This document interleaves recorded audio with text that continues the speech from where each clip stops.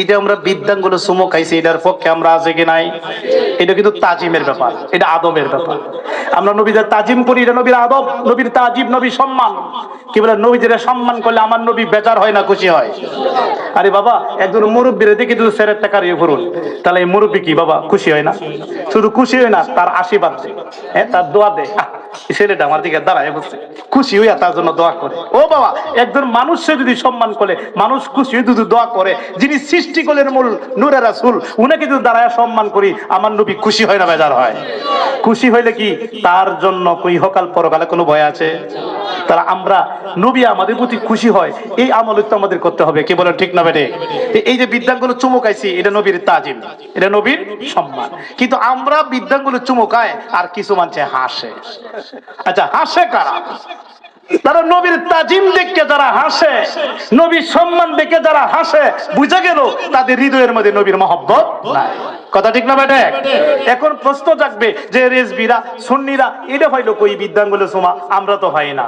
বাবারা রে, তোমাদেরকে বাবা বলতে চাই, তোমরা পাও না, তোমরা কিতাব কিরাই দেখে পাও নাই।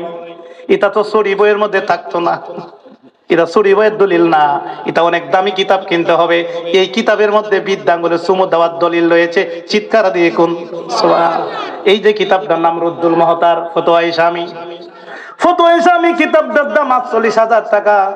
এটা লেবানন বৈরুত থেকে আনা হয়েছে, 13 খণ্ড। এর মধ্যে একটা খণ্ড হলো বাবা দ্বিতীয় খণ্ড। এই দ্বিতীয় খণ্ড ফতোয়া ইসলামী, পৃথিবীর সবচেয়ে বড় ফতোয়ার কিতাব রুদ্দুল মুহতার ফতোয়া ইসলামী। হুজুরারে জিজ্ঞাসা করবেন এই ফতোয়া ইসলামীর দাম কত, এবার হাদিয়া কত। এটা লেবানন বৈরুত থেকে আনা হয়েছে। এটা মিশ্রি চাপাও আছে, কলিকাতা চাপাও আছে। এটা বাবা আমরা লেবানন বৈরুত থেকে আনছি, চাপা ভালো। এখানে বাবা এই রুদ্দুল মুহতার দ্বিতীয় খণ্ড, জুড়ে কোন কত খণ্ড? ৬৮ পৃষ্ঠা। আওয়াজ দিয়ে বলুন কত পৃষ্ঠা? ৬৮ পৃষ্ঠার মধ্যে কি লেখেন বাবা একটু বোঝায় দেই। এই দেখেন লাল কালি দাদা গেল আছে, দেয়া যা এই দে, হ্যাঁ, কি লেখা দেয়, কত বড় কিতাব ফতোয়া ইসলামী। এটা কিন্তু সবাই পড়তেই পারবে না। এটা হত্যই টাইটেল ভাষা, জেদ জবর নাই বাবা, ওদের নক্তা দেখে বড় লাগে।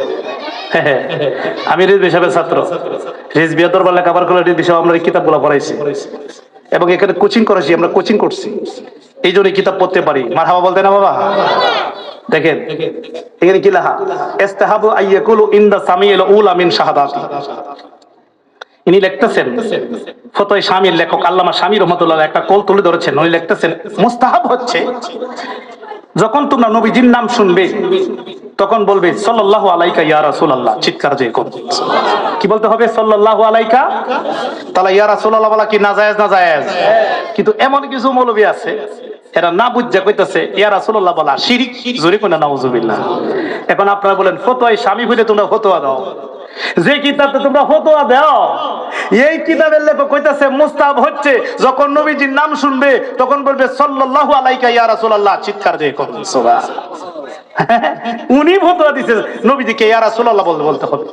এরপরে উনি ফতোয়া দিয়েছেন যে নবীজির হাদিসের কোলটেনে বলছেন ওয়া ইনদা সানিয়া মিনহা, যখন দ্বিতীয়বার নবীজির নাম শুনবে তখন বলবে কুররাতু আইনি বিকা ইয়া রাসূলুল্লাহ। সুবহানাল্লাহ বলেন বাবা। একটা দোয়া শিক্ষা দিয়েছেন, কুররাতু আইনি বিকা ইয়া রাসূলুল্লাহ। এই দোয়াটা করবে। দোয়াটা করার পরে কি বলবে? সুম্মা ইয়াকুলু আল্লাহুম্মা আতিনি বিসামি ওয়াল বাসরি। এই দোয়াটা পড়বে বাদা ওয়াদিয়া জফরি ইবহামিনা আলা আইনাইনি। এবং তোমরা বিদ্যাঙ্গুলে চুমুকাবে এবং চোখে মাসাও করবে। করলে কি হবে? লাম ইহুম আবাদান, তাহলে তোমাদের চোখের মধ্যে কোনো রোগ হবে না।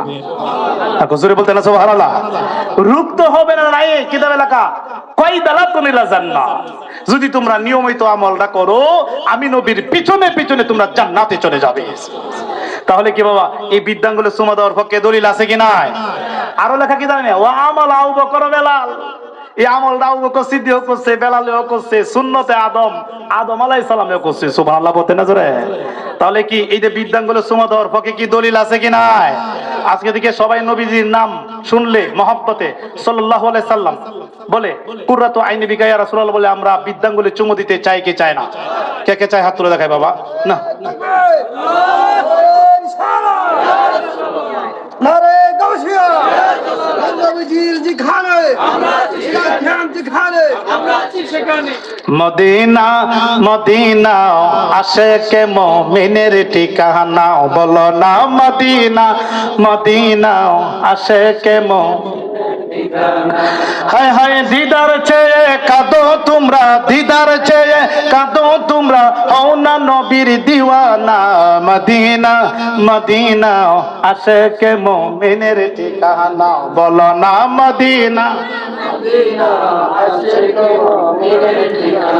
জালালউদ্দিন সৈয়দী ৭৫ বার দেখলো নবীজি।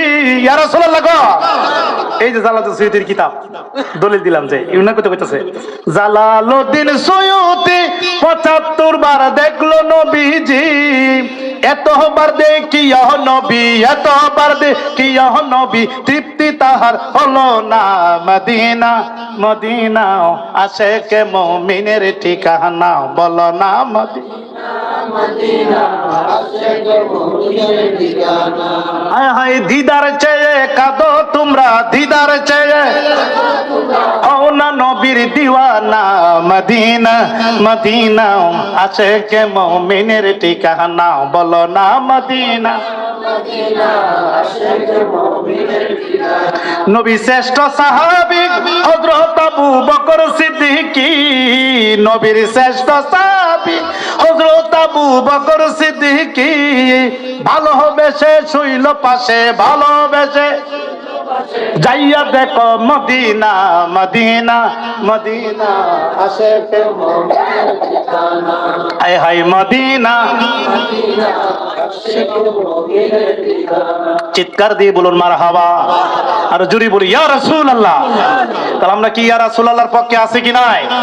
এই ফতোয়ায় স্বামীতে ইয়া রাসূলুল্লাহ বলা কি নাজায়েজ? নাজায়েজ। আরো কি জানেন, তাফসিরে জালালাইনের ৩০২ পৃষ্ঠায় লিখছে আল্লামা জালালউদ্দিন সুয়ুতী, আরো ব্যাপক ব্যাখ্যা রাখছে। তোমরা আমার নবীকে কিভাবে ডাকবে? আমার নবীকে ইয়া মুহাম্মদ বলে ডাকা যাবে না, ইয়া মুহাম্মদ বলে ডাকা যাবে না, কারণ ইয়া মুহাম্মদ নবীজির নাম ধরে আমার আল্লাহও ডাকে নাই। সুবহানাল্লাহ বলতে না বাবা, এটা নবীজির শান। আল্লাহ সব নবীর নাম ধরে ডাকছে, কিন্তু আমার নবীর নাম ধরে ডাকে নাই। সব নবী কোরআন শরীফ খোলেন, দেখবেন ইয়া ঈসা, ইয়া মুসা, ইয়া ইব্রাহিম, ইয়া ইসমাইল, ইয়া ইয়াকুব, এভাবে নাম ধরে ধরে নবীর নাম ধরে ধরে ডাকছে, কিন্তু আমার নবীর নাম ধরে ডাকে নাই, ইয়া মুহাম্মদ বলে ডাকে না। এটা নবীর মর্যাদা। এখন আল্লামা জালালউদ্দিন সুয়ুতী রাখতেছেন আমার নবীর নাম ধরে ডাকা যাবে না, কিবা আমার নবীকে ডাকতে হবে। বাল তাকুলু ইয়া রাসূলুল্লাহ, ইয়া হাবিবাল্লাহ, ইয়া নবিয়াল্লাহ, ইয়া সাইয়্যিদুল মুরসালিন, ইয়া রাহমাতাল লিল। সুবহানাল্লাহ বলতে না বাবা। তাহলে আমরা নবীকে ডাকতে হবে। বাবু ভাই বসেন। এখন আমরা নবীকে ডাকতে হবে ইয়া রাসূলুল্লাহ, ইয়া হাবিবাল্লাহ বলে।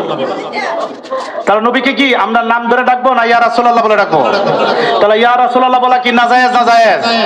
এই জন্য আমরা ফুস্টারে দেই নারায়ে তাকবীর, আল্লাহু আকবার, নারায়ে রিসালাত, সুবহানাল্লাহ বলতে বাবা। আচ্ছা, আমরা কেন নবীজির আল্লাহর নামের সঙ্গে নবীর নাম দেই? ওয়াজ বন্ধ করে আগে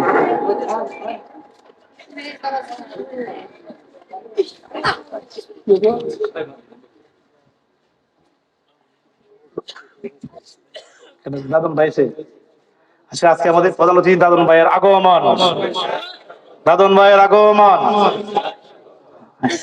আচ্ছা 2 মিনিট ভাই, আমি তো আলোচনার মধ্যে ভাই আমাদের তরিকার লোক আহলে সুন্নাত